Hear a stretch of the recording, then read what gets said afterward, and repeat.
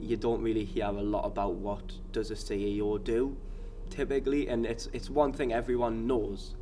I want to be a CEO, or I want to be like a CEO, but to answer what does a CEO actually do, a lot of people don't really have any idea because it's not something that's spoke about often. So it's really good to kind of see what goes on sort of behind the scenes. My name's John-Joe and I'm the accreditation apprentice at NCFE. I'm David Gallagher, I'm the Chief Executive at NCFE. I think this apprenticeship really sets me up to go into a career, because I've been able to grow so much as coming out of school. I've been able to mature a lot as a professional, as even just a person in my personal life. Things have changed since I started this apprenticeship. It's so easy to forget the day-to-day detail of what's involved in an apprenticeship, what's great about it, what's challenging about it, how they could be better.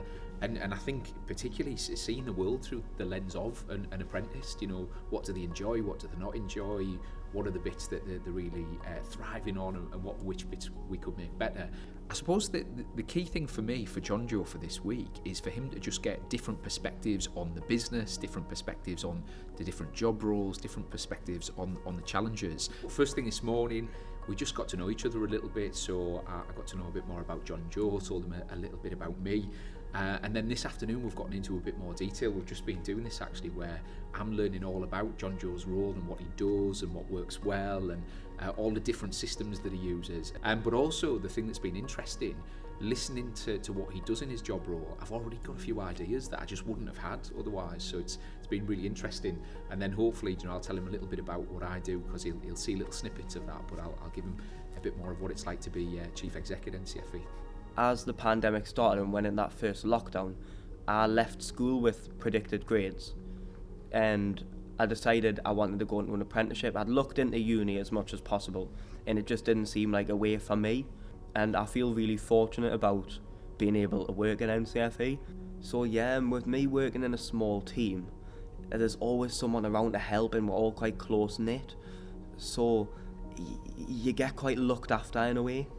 So everything's allowed me to come out my shell. So I feel like I can get a lot out of it, and I'm really excited for the week that's coming. But today's been really good, and I've already sort of gained more knowledge and experience that I wouldn't have had otherwise.